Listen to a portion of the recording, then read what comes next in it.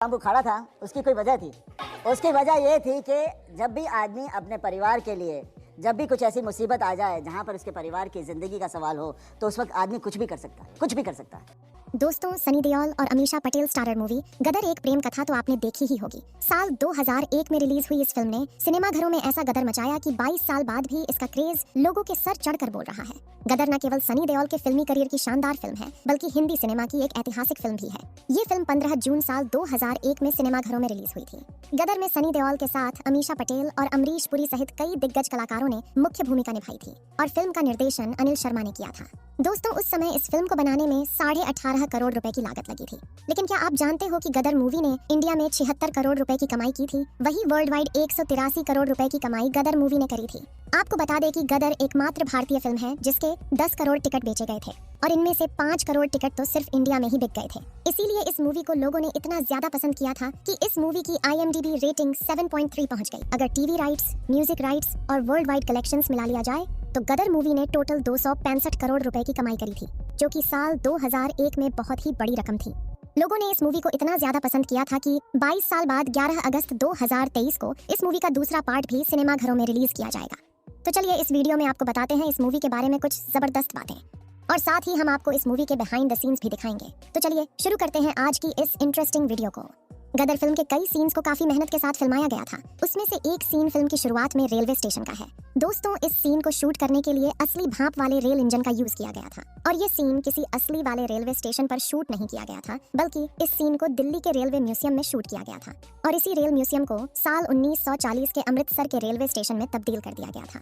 गदर का एक सीन तो आपको याद ही होगा, जिसमें एक पुरानी ट्रेन और उसमें कई सारी लाशें बिछी हुई होती है। दोस्तों, इस सीन को बनाना इतना भी आसान नहीं था। बॉलीवुड के आर्ट डायरेक्टर संजय धाबड़े ने इस सीन को अपनी क्रिएटिविटी के जरिए करके दिखाया था।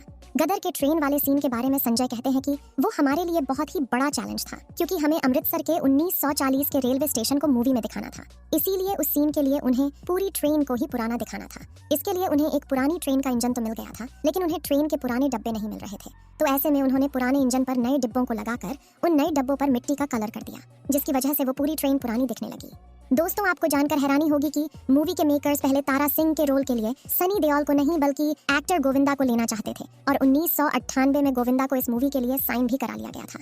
लेकिन जैसे ही गोविंदा की महाराजा मूवी फ्लॉप हुई तो डायरेक्टर ने अपना मूड चेंज कर लिया, जिसके बाद सनी पाजी को तारा सिंह के रोल के लिए अप्रोच किया गया और साथ ही साथ अमीषा पटेल के रोल के लिए पहले काजोल को अप्रोच किया जा रहा था। लेकिन काजोल ने यह कहकर मना कर दिया कि ये मूवी उनके टाइप की नहीं है।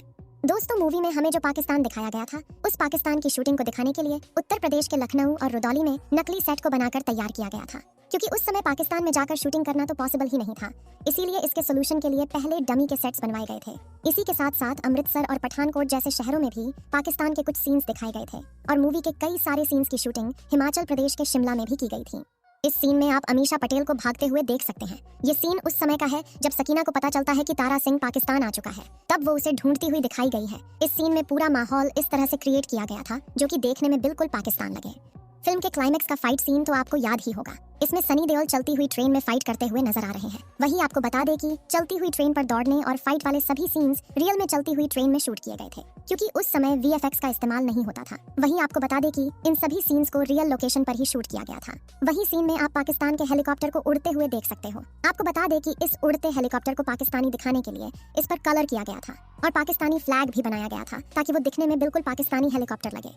फिल्म में दंगों के दौरान आग में जलते हुए लोगों का ये सीन तो आपने देखा ही होगा। आपको बता दें कि इस सीन को रियल में आग लगाकर शूट किया गया था, जो बहुत रिस्की था, लेकिन इसे ट्रेन्ड स्टंटमैन द्वारा किया गया था, जिसे करने में उन्हें कोई परेशानी नहीं हुई और उस सीन को आसानी से शूट कर लिया गया। खैर, यूं तो फिल्म के कई आइकॉनिक सीन्स हैं, लेकिन सबसे ज्यादा चर्चा में रहा वो सीन जिसमें तारा सिंह पाकिस्तान जाकर हैंडपंप उखाड़ देते हैं। इस पर तो बाद में काफी सारे मीम्स भी बने थे। दरअसल वो जगह लखनऊ में स्थित है, जिसका रंग रूप आज पूरी तरीके से बदल चुका है। कुछ टाइम पहले फिल्म की सकीना यानी अमीषा पटेल वहां पहुंची थी और वहां की एक एक डिटेल्स उन्होंने बताई थी। दोस्तों, ये वाला बिहाइंड द सीन उस सीन का है जब मूवी के क्लाइमैक्स सीन से पहले पाकिस्तान का एक आदमी तारा सिंह के एड्रेस को लीक करके पाकिस्तान के जनरल के पास पहुंचा देता है। और आप देख सकते हैं कि किस तरह मूवी के डायरेक्टर सनी देओल को ये बता रहे हैं कि गर्दन को मोड़ने वाला सीन आखिर कैसे करना है। लेकिन दोस्तों, क्या आप जानते हैं कि गदर एक प्रेम कथा सच्ची कहानी पर आधारित है और इस घटना के चर्चे भारत के साथ साथ पाकिस्तान में भी हुए थे। इस सिपाही का नाम था बूटा सिंह, जिनका रोल सनी पाजी ने गदर मूवी में निभाया था। बूटा सिंह ब्रिटिश सेना के एक सिख सिपाही थे। उन्होंने 1947 में हुए बंटवारे के दौरान भड़के सांप्रदायिक दंगों के दौरान एक मुस्लिम लड़की की जान बचाई थी। इस लड़की का नाम जैनब था और बूटा सिंह को जैनब से प्यार हो गया था और बाद में दोनों ने शादी कर ली थी। दोनों की एक बेटी भी हुई। क्योंकि जैनब मुस्लिम थी, इसलिए उन्हें नए बने पाकिस्तान में भेज दिया गया। वहीं बूटा सिंह को जाने नहीं दिया गया, लेकिन बूटा सिंह गैर कानूनी ढंग से पाकिस्तान में घुस गए और उन्होंने जैनब से कांटेक्ट करने की काफी कोशिश की, लेकिन जैनब ने परिवार के दबाव में आकर बूटा सिंह से शादी तोड़ दी। जैनब की शादी उसके चचेरे भाई से जबरदस्ती करवा दी गई। उधर बूटा सिंह को पकड़ लिया गया और बूटा सिंह पर गैर कानूनी तरीके से सीमा पार करके घुसने का आरोप लगा दिया गया। कोर्ट में जब बूटा सिंह को पेश किया गया तो उन्होंने रोते हुए बताया कि जैनब उनकी पत्नी है और उनकी एक बेटी भी है। बताया जाता है कि जैनब ने इसे इनकार कर दिया और दबाव में आकर बूटा सिंह और बेटी के साथ जाने से इनकार भी कर दिया। बूटा सिंह बुरी तरीके से टूट गए और इससे निराश होकर उन्होंने 1957 में बेटी के साथ ट्रेन के आगे कूदकर सुसाइड करने की कोशिश की। इसमें बेटी तो बच गई, पर बूटा सिंह की मौत हो गई। बूटा सिंह की आखिरी इच्छा थी कि मौत के बाद उनके शरीर को बरकी गांव में दफनाया जाए, जहां पर जैनब के माता पिता विभाजन के बाद बसे थे। जब बूटा सिंह के पार्थिव शरीर को उस गांव में ले जाया गया तो गांव वालों ने उसका शरीर वहां दफनाने से इनकार कर दिया। तब बूटा सिंह के शरीर को मियानी साहिब कब्रिस्तान में दफनाया गया। गदर एक प्रेम कथा इसी कहानी पर आधारित थी। हालांकि फिल्म में कुछ सीन्स बदल दिए गए ताकि फिल्म और इंटरेस्टिंग हो जाए, और फिल्म के आखिरी में तारा सिंह यानी सनी पाजी अपनी सकीना और बेटे को वापस इंडिया लाने में कामयाब हो जाते हैं। पर दोस्तों, क्या आपने सोचा है कि कहानी की हैप्पी एंडिंग होने के बाद हमें फिर से कहानी को किस तरह दिखाया जाएगा? दरअसल दोस्तों, गदर और गदर 2 की कहानी में लगभग 23 साल का अंतर है और गदर 2 की कहानी 1971 पर सेट है। मूवी के टीजर में सनी पाजी यानी तारा सिंह के लिए ऐसा कहा जाता है कि इस बार वो दहेज में लाहौर ले जाएगा, यानी कि जिस तरह पिछली बार तारा सिंह अपनी बीवी को लाने के लिए पाकिस्तान में घुस गया था, ठीक उसी तरह इस बार भी तारा सिंह लाहौर जाने वाले हैं। लेकिन दोस्तों, गदर मूवी में तारा सिंह अपनी पत्नी के लिए पाकिस्तान जाते हैं, लेकिन दोस्तों इस बार ऐसा नहीं होने वाला, क्योंकि ऐसा कहा जा रहा है कि इस बार तारा सिंह अपने बेटे जीते को बचाने के लिए पाकिस्तान जाएगा। दोस्तों, गदर 2 की कहानी इस तरह बताई जा रही है कि तारा सिंह का जो बेटा है जीते, वो गदर 2 मूवी में पायलट बन चुका है। और आप भी जानते हैं कि 1971 के टाइम पर इंडिया और पाकिस्तान का वॉर चल रहा था और उसी वॉर में तारा सिंह का बेटा यानी जीते फंस जाता है, जिसके बाद अपने बेटे को बचाने के लिए तारा सिंह खुद पाकिस्तान जाता है। ठीक उसी तरह जिस तरह पिछली बार वो अपनी बीवी को हिंदुस्तान